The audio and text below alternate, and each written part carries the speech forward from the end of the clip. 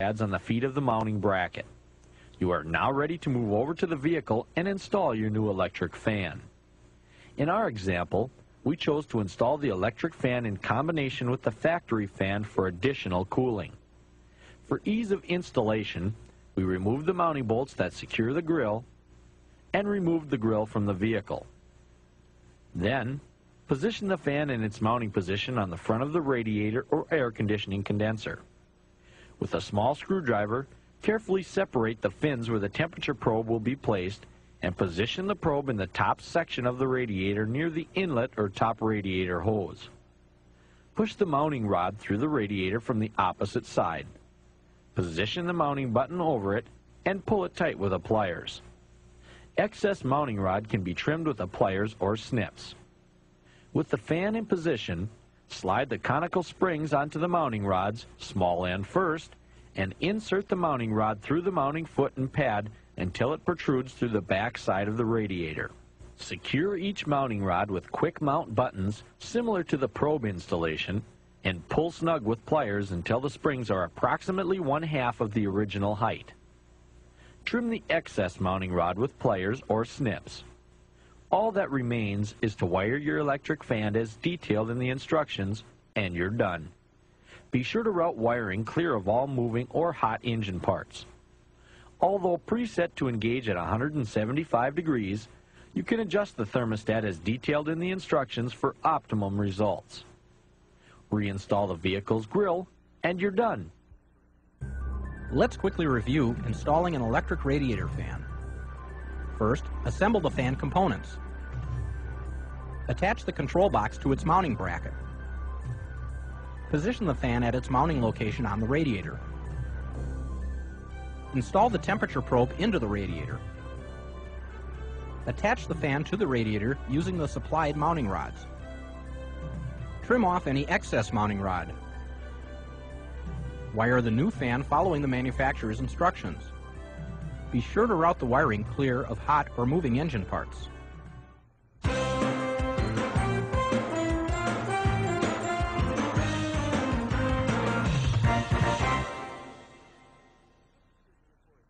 Replacing your heater core isn't that difficult and can usually be accomplished in a single afternoon. The items you'll need to do the job include a 1/4-inch drive socket set, a set of Phillips and regular screwdrivers, a gasket scraper, and possibly a sharp knife, the replacement heater core, some silicone sealer, and most likely some new heater hose. The first step, as with any repair performed under the hood, is to begin with a cool engine. Then drain a sufficient amount of coolant from the radiator to avoid loss of coolant when removing heater hoses. Inspect the heater hoses. If they feel brittle or excessively spongy or are over 2 years old, we suggest replacing them at the same time. If you're not replacing the heater hoses, an easy way to prevent excess coolant loss is to lightly clamp the hose with the locking pliers. Next, remove the clamps attaching the heater hoses to the heater core fittings and slide them back and out of the way. In our example, we chose to replace the heater hoses. An easy method for removing stubborn heater hoses is to make a slice in the hose as shown, and they should remove easily from the fittings. Repeat this procedure on the other ends of the heater hoses and remove them from the engine compartment, noting their routed path.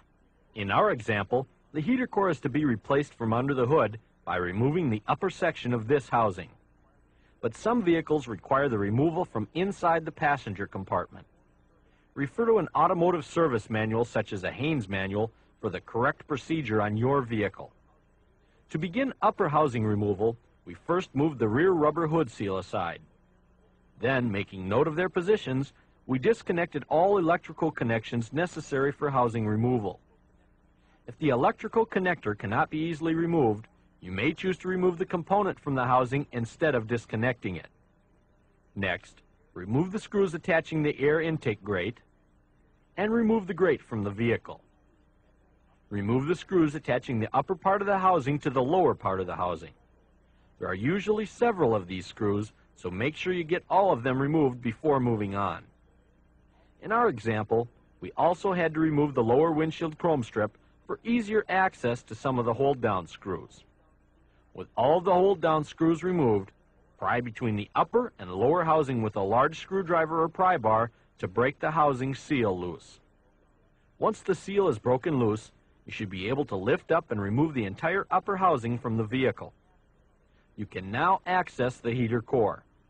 Loosen any screws or hold-down brackets keeping the heater core in place. Lift up and remove the heater core from the compartment.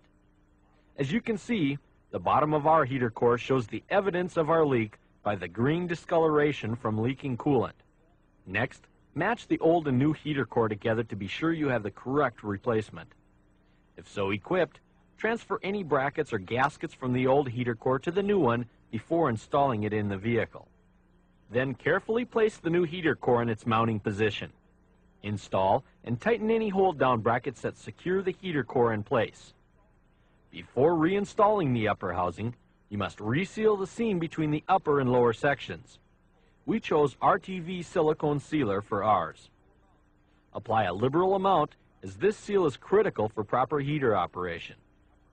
Reposition the upper housing, being careful not to smear the sealer just applied. Reinstall the upper housing bolts, starting them in the threads first by hand. And once all of the bolts are started in the threads, tighten them securely with the socket wrench. Some of the bolts may be different sizes, so be sure to get the correct bolt in the right position.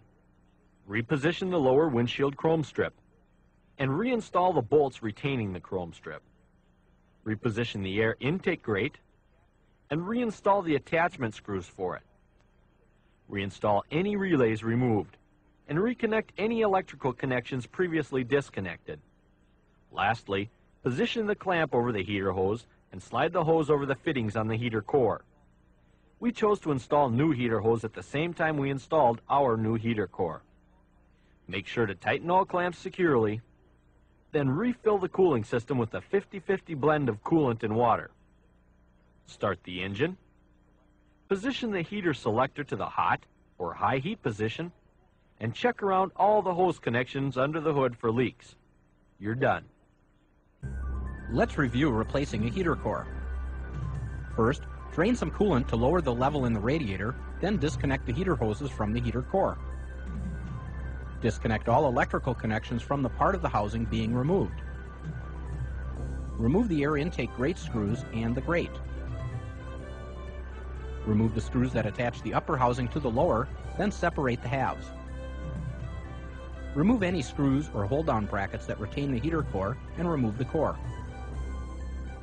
Transfer the gasket from the old heater core to the new one. Install the new heater core into the housing. Seal the upper and lower halves of the housing and reinstall the housing bolts. Reinstall any components and connectors removed earlier. Reconnect the heater hoses and add engine coolant. Finally, start the engine and check for leaks.